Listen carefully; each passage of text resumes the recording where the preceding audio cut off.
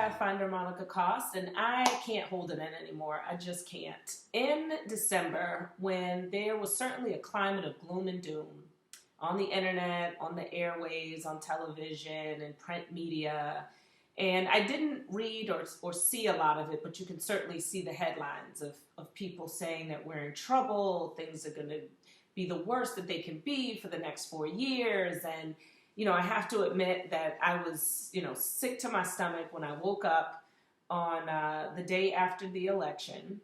But about a week or two later, I started getting this exciting feeling in my stomach. And I've had them before, and I'm not, a soothsayer. I don't think that I can predict the future or anything like that. But usually that feeling in my stomach says something that at least I will like is going to happen. I don't know how big or how small. It could be that I, find the expensive pen that I lost 2 years ago. I don't know. But I had that feeling a couple of weeks after the election, and then it turned in December into an enthusiasm for 2017. And I couldn't really explain it because all of the indicators and things in this world said that I should be depressed and that I should be worried, but I couldn't get there. Now, was I upset? Yes. Was I excited about the outcomes? No. But I couldn't get to a space of feeling like somehow my whole life was going to fall apart or those around me. And then January came, and I started to notice a mobilizing of people who would have otherwise never mobilized together for change. I noticed TV commercials that were more diverse than I've ever seen. I noticed people talking about substantive things. I noticed when I went out into the world, I felt like people were extra nice. And yes, I'm an optimist. So some of you are looking at this saying, yes, but you see the world. But I believe in telling myself the story that I want anyway. Since none of us has any inkling about what's going to happen, even in the next 5 seconds, the story I'm telling myself about that next 5 seconds, 5 minutes, 5 months, 5 years is not going to be the story of doom and gloom. Because guess what? What if it doesn't happen? Then I will have wasted my right now time worrying about, so I would have given away right now for the potential of something that may or may not happen. Think about that. Okay, don't do it. If you can help it, don't do it. Tell yourself the better story.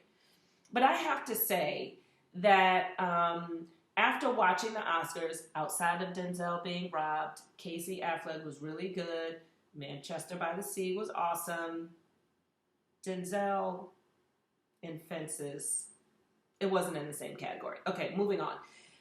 So anyway, I just wanted to encourage you, if you are a consumer of social media, if you find yourself clicking every sensational story or listening to people talking about how awful the current administration is, and you're consumed by this doom and gloom, I'm going to challenge you to look for the good. Whether it be for a day, for an hour, for a week, commit to maybe not clicking on as many headlines.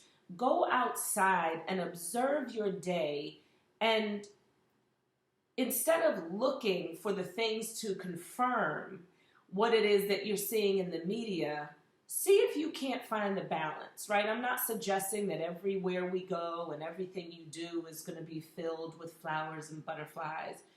But I would bet that if you look around, if you look at your life, if you go outside, if you think about your engagement with people, if you watch the moves that are being made because of the potential or the,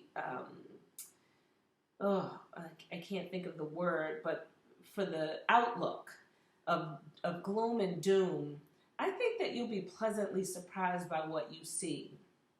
And because we need the best of you, I would like your soul to be reset into a better space. So I continue to be excited. I felt like it had happened long enough, and things were popping up that were quote unquote positive or going in a positive direction, that I just had to say something. And so I hope that you will take this challenge to, at a minimum, find the balance and don't consume so much of the doom and gloom. I'm Monica Cost. Have a fantastic rest of your Monday.